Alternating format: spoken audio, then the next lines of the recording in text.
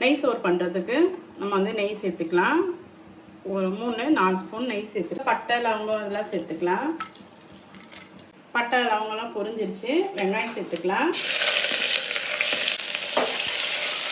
வெங்காயம் நல்லா வதங்கிடுச்சுங்க. கொத்தமல்லி இது கூட சேர்த்துக்கலாம் கொஞ்சமாக. தக்காளி வந்து ஒரு பாதி தக்காளி கட் பண்ணி வச்சுருக்கேன், அதையும் சேர்த்துக்கலாம். பச்சை மிளகா 2 சேர்த்துடலாம். இஞ்சி பூண்டு பேஸ்ட் வந்து 1 ஸ்பூன் அளவுக்கு சேர்த்துக்கலாம். கீ ரைஸ்க்கு தேவையான உப்பு சேர்த்துடலாம். தண்ணி சேர்த்துடலாம். நான் வந்து 1.5 கிளாஸ் அரிசிக்கு 2.5 கிளாஸ் தண்ணி சேர்த்துருக்கேன். ஒரு மிக்ஸ் பண்ணிடலாம். இது வந்து நல்லா கொதிக்கிட்டும், அதுக்கப்புறம் அரிசி போட்டுடலாம். தண்ணி நல்லா கொதிச்சிட்ருக்கு. இப்போ அரிசி சேர்த்துடலாங்க.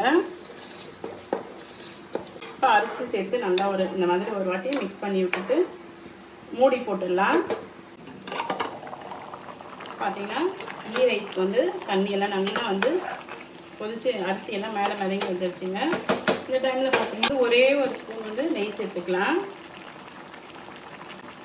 நெய் சேர்த்துட்டு அடுப்பு வந்து சிம்மில் போட்டுடலாம். இது இப்படியே இருக்கட்டும். இது மேலே ஒரு லைட்டாக ஒரு வெயிட் வச்சிடலாம். ஒரு 10 நிமிஷம் கழித்து பார்க்கலாம். நெய் சோறு ரெடி ஆகிட்ருக்கோம். வந்து சாதம் ரெடி ஆகிடுச்சான்னு பார்க்கலாம். பார்த்தீங்கன்னா நெய் சாதம் நல்லா சூப்பராக ரெடி ஆகிடுச்சு. சாதம்லாம் பாருங்கள் நல்லா பொலன்னு இருக்குது. இதை நீங்களும் ட்ரை பண்ணி பாருங்கள் எப்படி வந்திருக்குன்னு சொல்லி கண்டிப்பாக கமெண்ட்டில் சொல்லுங்கள். வந்து கீ ரைஸ் பண்ணோம். அதுக்கு சைட் டிஷ்ஷாக வந்து சிக்கன் குழம்பு, சிக்கன் குருமா வச்சுருக்கோம். அந்த கீ ரைஸ்க்கு பார்த்தீங்கன்னா எதுனா ஒரு சைட் டிஷ் வந்து குருமா மாதிரி சிக்கன் குழம்பு, மட்டன் குழம்பு, கிரேவி இந்த மாதிரி வச்சு சாப்பிட்டா தான் சூப்பராக இருக்கும். அதனால் நான் சிக்கன் குருமா இன்னைக்கு வந்து பண்ணியிருக்கேன். இந்த வீடியோ உங்களுக்கு பிடிச்சிருந்ததுன்னா லைக் பண்ணி சப்ஸ்கிரைப் பண்ணுங்கள்.